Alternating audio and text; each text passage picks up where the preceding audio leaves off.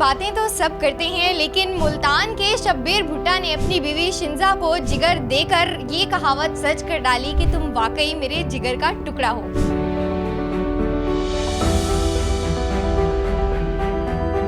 इनका liver failure हो गया था due to hepatitis E and auto immune hepatitis. जब मैंने अपना सेल्फ एनालिसिस किया इसी रूम में बैठ के अकेले, तो फिर मैं इनकी पिक्चर्स की तरफ जब देखता था तो मैंने सोचा कि मैं इनके बगैर नहीं रह सकता। तो ऐसी जिंदगी को क्या जीना।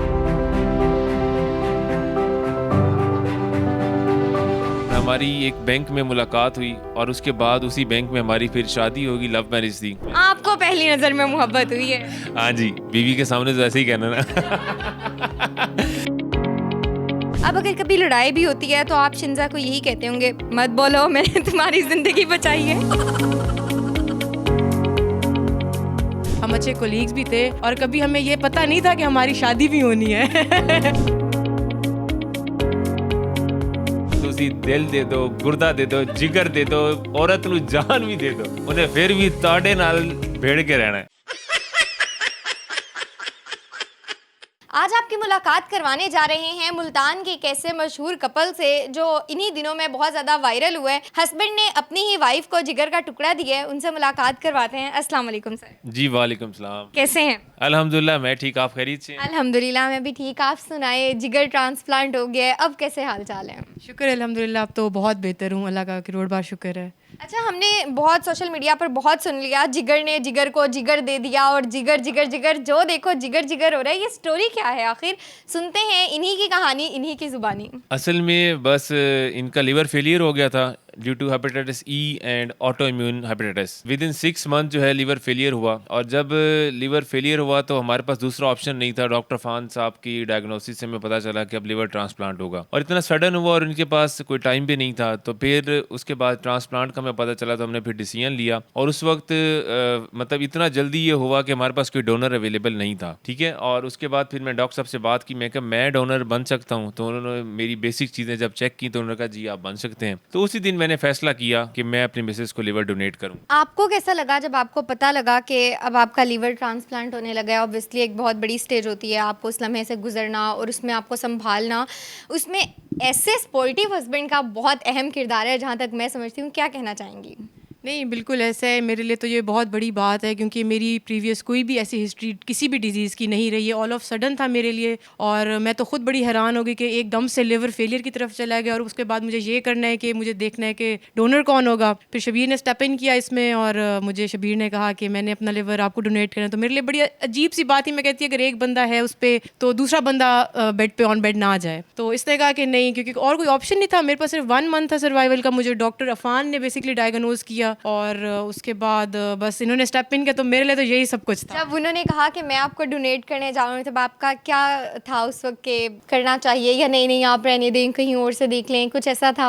हाँ, मैंने तो शबीर को बहुत रोका इस बात से। मैंने कहा देखें, एक बंदा अगर डेथ बेड पे है तो दूसरे को सेम उसी कंडीशन में नहीं जाना चाहिए। तो मैंने इसको बहुत रोका। मैंने कहा ये नहीं करते। बाकी ये कि जितनी मेरी ज़िंदगी अल्लाह पाक ने लिखी है मैंने तो एडमिट कर लिया है, तो बस आखिरी कुछ दिन में अपने गुजार रही हूँ। तो आप बेशक दूसरी शादी कर लेना। मतलब सारी नसीहतें कर दी थी, आपने भी तहिया कर लिया था कि अब बस दूसरी शादी कर लूँगा? नहीं, बिल्कुल ऐसा नहीं है। मेरे से जब मैंने देखा कि मैंने अपना सेल्फ एनालिसिस किया कि आया मैं इसके बगैर रह भी सकता हूँ या नहीं, तो जब मैंने अपना सेल्फ एनालिसिस किया इसी रूम में बैठ के अकेले, तो फिर मैं इनकी पिक्चर्स की तरफ जब देखता था तो मैंने सोचा कि मैं इनके बगैर नहीं रह सकता। तो ऐसी ज़िंदगी को क्या जीना। तो मैंने कहा मैं इसकी ज़िंदगी को बचाने के लिए हर आखिर और हर मुमकिन कोशिश करूँगा, और आगे अल्लाह ताला ने अगर उसकी ज़िंदगी लिखी हुई तो कामयाब हो जाएंगे। और ऐसा ही हुआ। फिर जब मैंने ये फैसला किया तो डॉक्टर अबू बकर हफीज़ भट्टी साहब शिफा इंटरनेशनल के बहुत ज़बरदस्त सर्जन हैं। आपके चैनल के थ्रू मैं लोगों को बताना चाहता हूँ कि पाकिस्तान में अभी ऐसी सर्जरीज ट्रांसप्लांट की बड़ी ज़बरदस्त सक्सेसफुल हो रही हैं।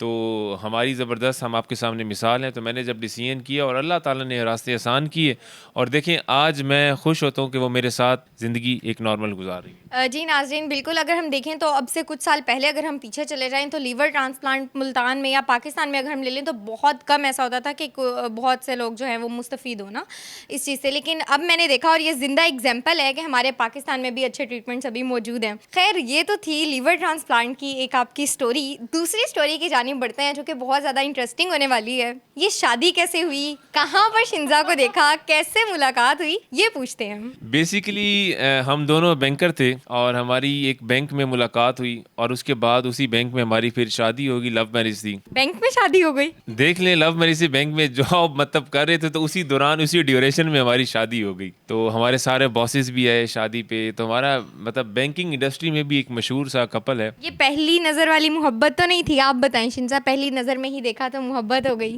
नहीं, ऐसा कुछ नहीं था। हम लोग 2017 से एक अच्छा बॉन्ड शेयर कर रहे हैं और we were very good friends. हम अच्छे कोलीग्स भी थे और कभी हमें ये पता नहीं था कि हमारी शादी भी होनी है। अच्छा, घर वालों को कैसे मनाया? एक लड़कियों के लिए बहुत डिफिकल्ट टास्क हो जाता है ये, और जब पसंद की शादी हो तो उसमें फिर आपने पेरेंट्स को कैसे कन्विंस किया कि मैंने इन्हीं से शादी करनी है? अच्छा, इतना कोई ख़ास मुश्किल नहीं हुआ मेरे लिए, ना ही शबीर के लिए। हमारे पेरेंट्स आराम से मान गए। फैमिली डिफरेंसेस थे बट ये था कि मैं और शबीर एक अच्छा बॉन्ड शेयर करते थे और मैं समझती हूँ कि जहाँ अच्छी फ्रेंडशिप हो तो आप अच्छी लाइफ एक उनके साथ गुजार सकते हैं। तो हमने अपने पेरेंट्स को समझाया कि मतलब मैंने भी अपने पेरेंट्स को बताया, तो कोई इस तरह की ऑब्स्टेकल्स नहीं आए हमारे बीच। एक अच्छी सी हमारी मतलब। आपने शिंजा के अंदर कौन सी ऐसी चीज़ देखी कि आपने सोचा कि बस इसी को मैंने अपनी दुल्हन बनाना है?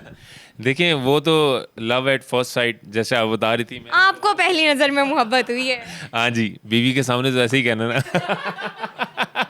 तो खैर, अब देखें ना, आप पूछ रही थी कि घर वालों ने पसंद कर ली। अब पूछें आप उन्हें उनके घर वालों से कि आया मैं सही था या नहीं था।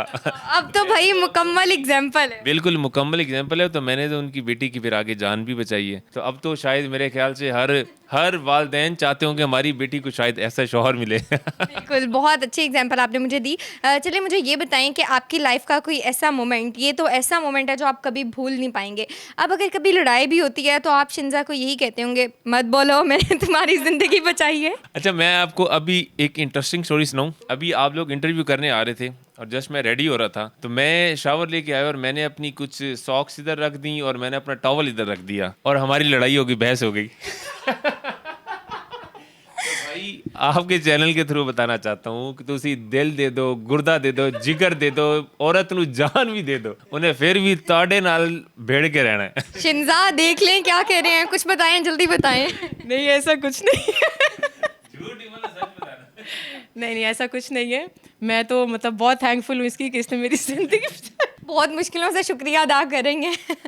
मर्द जितना मर्जी कर ले, औरत किसी हाल में खुश नहीं रह सकती। नहीं, मैं बहुत अच्छी भी हूँ, उनसे मेरी तारीफ भी सुने ना।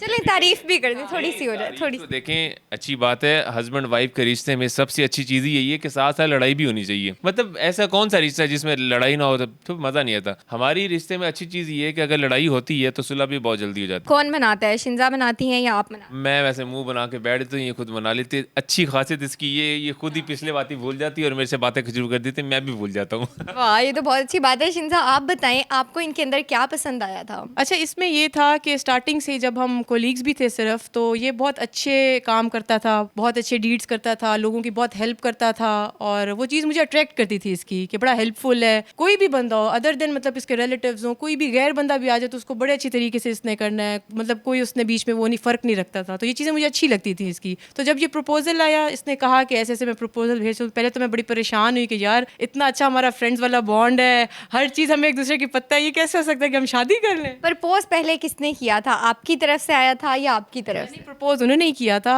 उन्होंने ही ये फर्स्ट स्टेप लिया था और मुझे कहा था। तो पहले मैं तो एकदम थी कि यार पता नहीं करें या ना करें, क्योंकि हमारे सीक्रेट चीज़ें, हमें हर चीज़ एक दूसरे को पता थी। तो उसके बाद जब हमारा निकाह भी हुआ तो हम लोग बड़े हैरान होकर एक दूसरे को देख रहे थे कि वाकई निकाह हो गया हमारा।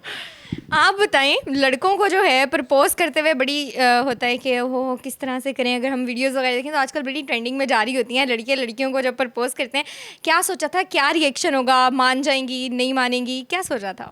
देखें, एक लड़के को ना पता होता है कि वो जब जिस लड़की को प्रपोज करने जा रहा है तो उसका रिएक्शन क्या होगा। हर लड़के को पता होगा कि इसने हाँ करनी है, इसने ना करनी है। तो मुझे पता था ठीक है, हमारा एक अच्छा बॉन्ड था और मैंने एक नेक इरादा किया हुआ था शादी का, और अल्लाह ताला ने भी इस रिश्ते को जोड़ना था और आगे मेरी मतलब वजह से मतलब मुझे वसीला बनाते हुए एक ज़िंदगी को और आगे बख्शना था। अच्छा था डिसीजन मेरा, मैं इस अपने डिसीजन पे फ़ख्र करता हूँ कि मैंने पहले शादी की। अगर मैंने लव मैरिज की तो उसके बाद मैंने शादी की। शादी के बाद जब आफ्टर 2 ईयर्स मुश्किल वक्त आया, आपकी शादी के 2 साल बाद ही ये लिवर ट्रांसप्लांट वाला केस हो गया था? एग्जैक्टली 2 साल बाद, हाँ, मतलब हमारा बेबी भी नहीं और उसके बाद लिवर फेलियर हो गया, और उस वक्त मैं बिल्कुल साथ खड़ा हुआ और मैंने ज़िंदगी बचाई, और अब हम फिर अल्हम्दुलिल्लाह बहुत खुश हैं, अल्लाह पाक का बहुत शुक्र है। अच्छा, इसमें फैमिली सपोर्टिव होना बहुत ज़रूरी है, तो कभी फैमिली की तरफ से, आपके अम्मा अब्बा की तरफ से हो कि नहीं तुमने नहीं देना, या उनकी फैमिली की तरफ से कुछ ऐसा हुआ? मिस, मैं आपको एक बात बताऊं, कोई भी माँ अगर बैठी इधर सुन रही है ना इस चैनल के थ्रू, उनसे अगर आप ये पूछेंगी ना कि आपने अपने बेटे का लीवर डोनेट करवाना है, तो कोई भी माँ खुशी से कभी भी नहीं कहेगी, ये सब एडमिट करेंगे। बट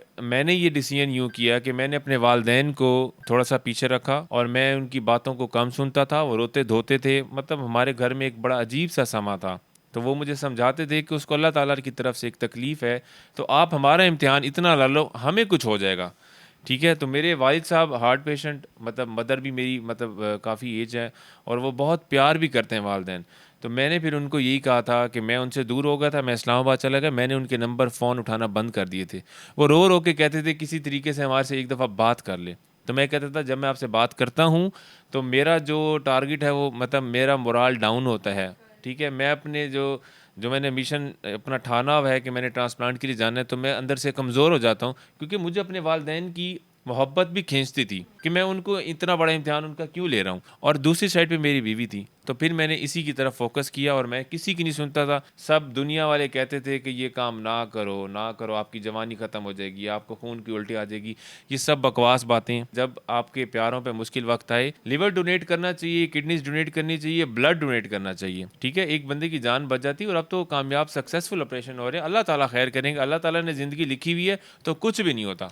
आखिर में शिंजा, हमारे देखने वाले व्यूवर्स को आपकी तरफ से कोई ख़ास पैगाम? मैं ये पैगाम देना चाहूँगी कि जो भी हस्बैंड्स मुझे सुन रहे हैं वो प्लीज़ अपनी बीवियों को हर मुश्किल वक्त में, हर बुरी घड़ी में उनको संभाला करें और उनका साथ दिया करें, क्योंकि बीवी के लिए ये बहुत बड़ी बात होती है। एक उसके छोटी से काम से बीवी का दिल बहुत बड़ा हो जाता है, और मेरे हस्बैंड ने तो खैर बहुत बड़ा काम कर दिया है। तो लेकिन बीवियाँ एक्सपेक्ट करती हैं कि हस्बैंड आपके खुद ही आपकी परेशानियों में स्टेप इन करके उसको सॉल्व करेंगे। तो जी, थैंक यू सो मच। हमारे साथ मौजूद थे शिंजा और शब्बीर। इसी के साथ अपनी मेज़बान बिस्मा कदीर को इजाज़त दीजिए। अपना ख्याल रखिए। अल्लाह निगहबान।